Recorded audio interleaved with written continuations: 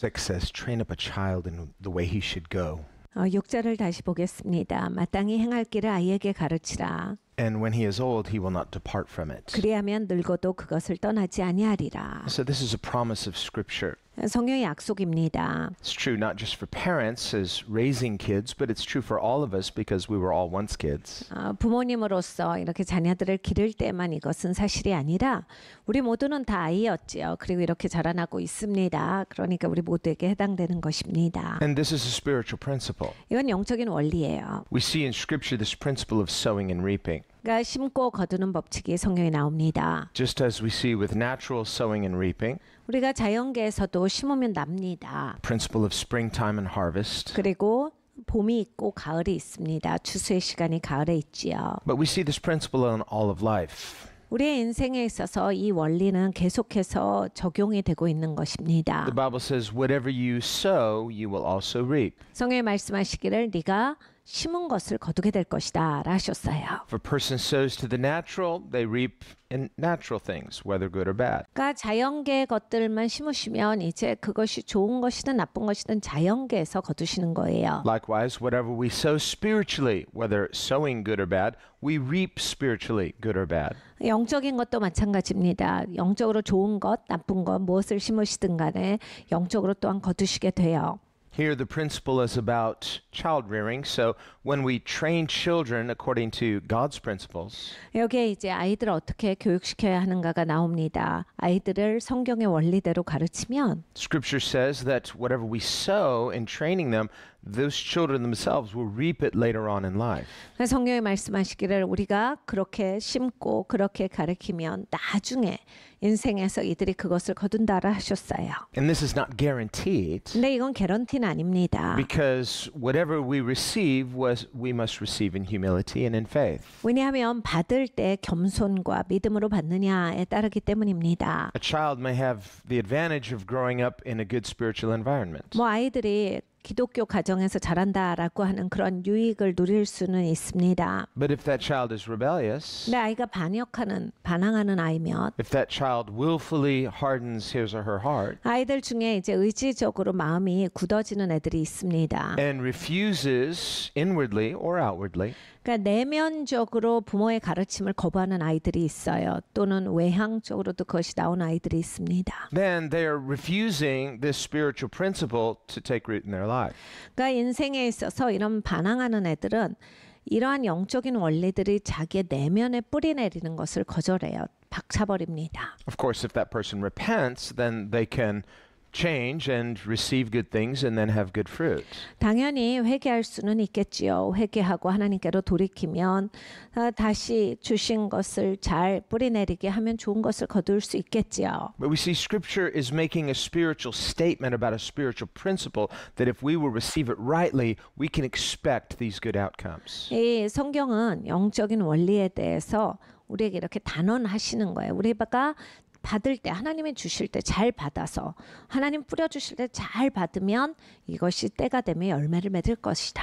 We again remember how Jesus said, take heed how you hear. 예수님께서 가르쳐 주시면 너희가 들을 때 어떻게 듣는지 삼가 주의하여라 하셨습니다. This is true not just of Jesus' teachings, but of all of Scripture. 예수님의 가르침만이 아니라 모든 성경의 말씀이 다 적용되는 것입니다. When we hear Scripture, we need to hear it not presumptively or presumptuously. 그러니까 우리가 성경 말씀을 들을 때 그냥 다 아는 것 같이 들으면 안 돼요. Where we say, well, of course that'll happen. God said it'll happen, and so I don't need to worry about it. No, am I humbling myself under the authority of His Word? 우리가 말씀 들을 때 아유 그렇지 뭐 하나님 말씀하시면 그렇게 되겠지 이렇게 듣는 게 아니라 하나님 말씀 앞에 우리가 겸손해야 되겠습니다. 그리고 믿음으로 하나님을 신뢰하면서 받을 수 있는 그 자세가 있어야 합니다. So that the Word is taking root. 그래야 말씀이 우리 안에 뿌리를 내려요. Otherwise, Jesus said there are things in the world that can choke out the good seed of God's Word. 예수님께서 그렇지 않으면 세상에 있는 것들이 하나님의 말씀이 네 인생에 떨어져도 그냥 생명의 기운을 막아서 네 인생에는 하나님의 씨가 열매 맺지 못한다라 하셨어요. Jesus also said the seed planted in shallow soil, it springs up quickly, but it withers quickly. 예수님께서 또 얕은 토양에 씨가 떨어지기도 해. 그런데 너무 얕아서 뿌리가 약해. 그래서 그냥 금방 말라버리는 그러한 경우도 있다 because 하셨어요. it has no depth.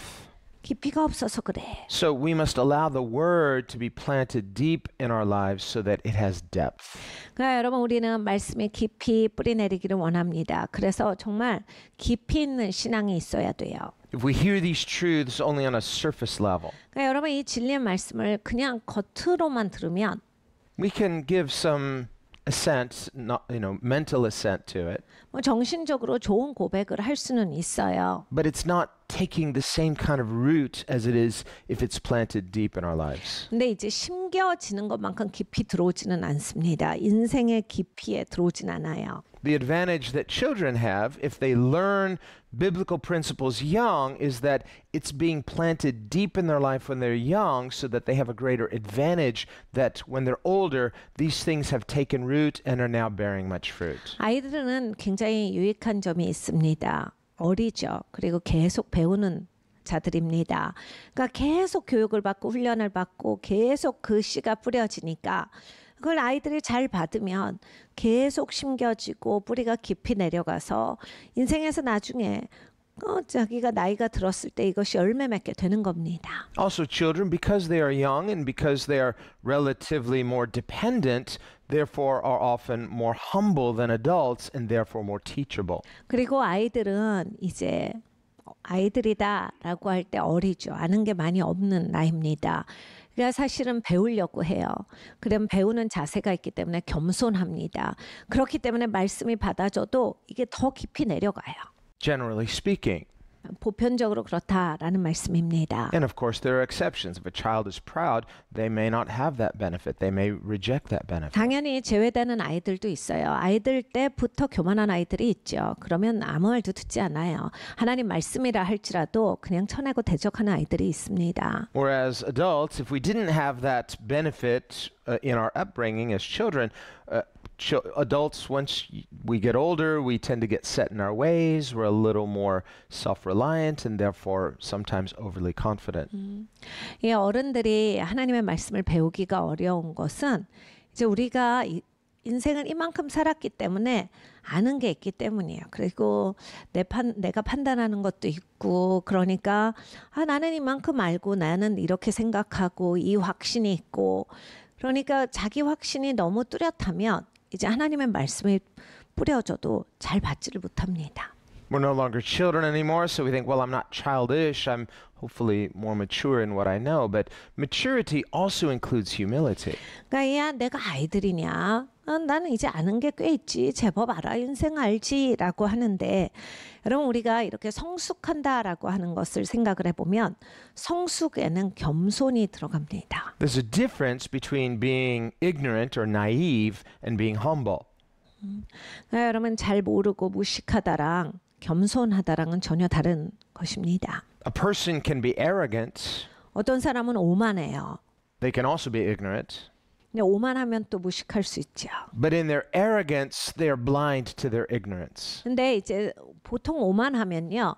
자기가 눈이 안 보이는 게 있다라고 하는 것을 모릅니다. 잘. A person is not only arrogant, but ignorant of what they don't know, and this makes it even more unbearable. 그러니까 오만한 것도 문제인데 오만한 데다가 자기가 그렇게 시각이 짧다, 관점이 좁다 이런 것까지 모르면 와 정말 이건 가장 심란한 상황입니다. On the other hand, not all ignorance is vice.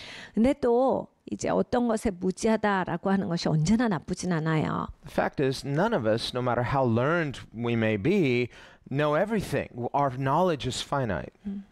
우리가 계속해서 공부한다라고 할지라도 우리의 지성은 한계가 있습니다. 그렇기 때문에 모든 것을 다 통달했다라고 하는 사람은 이 세상에 없어요. Whereas God's knowledge is infinite. 하나님의 지성은 무한하십니다. So at no point do we ever completely see the total picture. 그러니까 사실은 우리는 그래서 모든 것을 다 볼 수 있지는 않아요.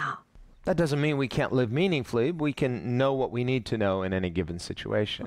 그렇다라고 해서 우리가 막 아무것도 모르거나 의미 있게 살 수 없거나 이런 것은 아닙니다. But the Bible teaches that knowledge begins with the fear of the Lord. 성경에는 이렇게 말씀하십니다.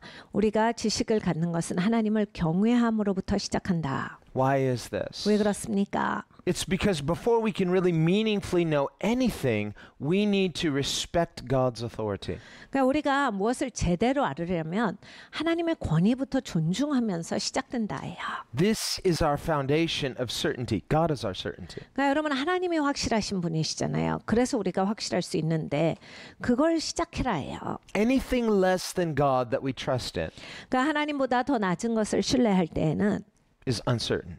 이제 불확실할 수밖에 없죠. This is why the Bible says, trust in the Lord with all of your heart 그래서 마음을 다해서 주 하나님을 신뢰하라 하신 겁니다. and do not lean to your own understanding. 너의 명철을 의존하지 말고 In all of your ways acknowledge Him 언제나 네 길에서 하나님을 인정하라. and He will direct your paths. 그럼 하나님께서 네 발걸음을 인도하실 것이다. So the person who is not trusting in God with all of their heart, 그러니까 이 마음을 다해서 하나님을 신뢰하지 않는 분들이 있어요. a person may say, well, I do trust God.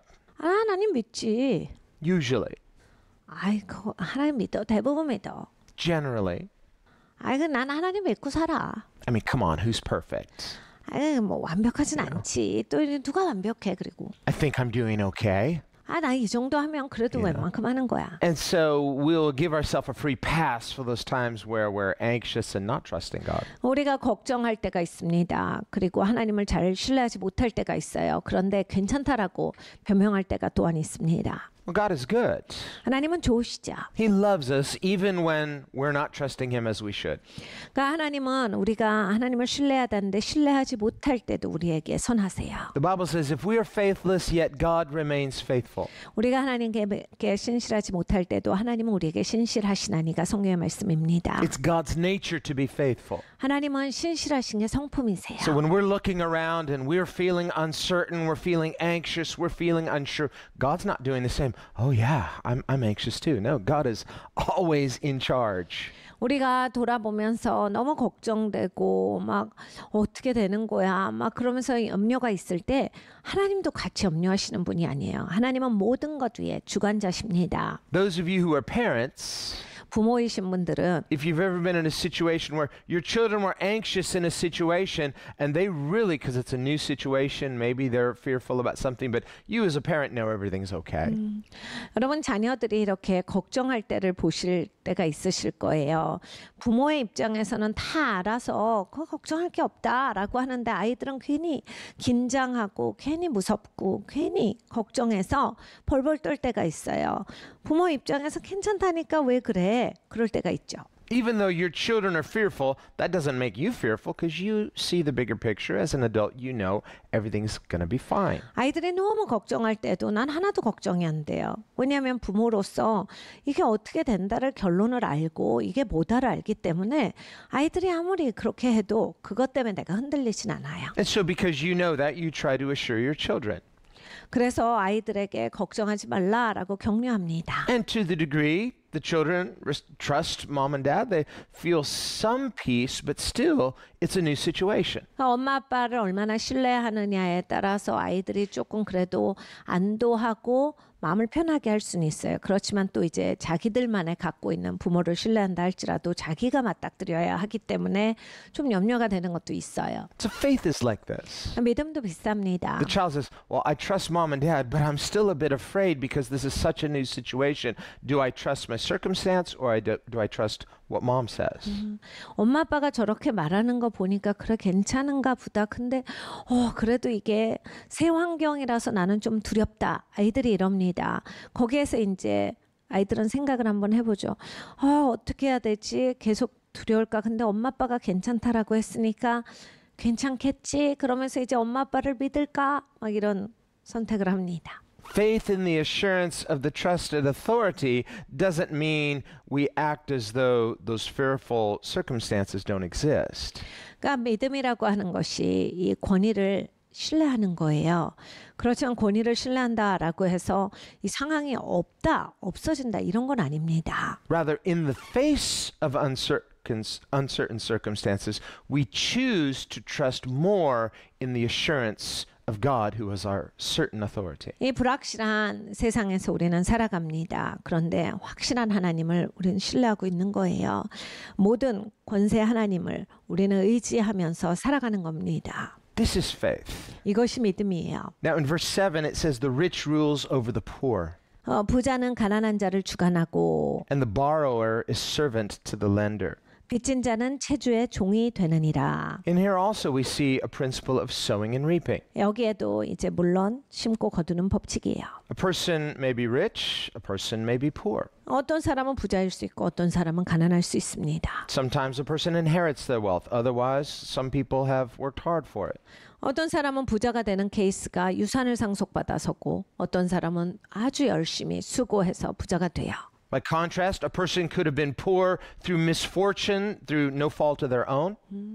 어떤 사람은 가난하게 된 이유가 자기가 잘못해서가 아니라 그런 사정이 생겨가지고 가난하게 될 수도 있고 Or they might be poor just from circumstance of life or just their own neglect. There could be a multitude of reasons on both sides. 근데 가난하게 되는 데 있어서 상황적으로 밀려서 가난하게 될 수도 있고 그냥 가난한 상황에 태어났을 수도 있어요. 굉장히 다양한 이유로 사람들은 부자가 되고 가난하게 됩니다. And notice in this statement, Scripture is not commenting on the virtue or lack of virtue of this. It's just stating it as a fact. The rich rule over the poor.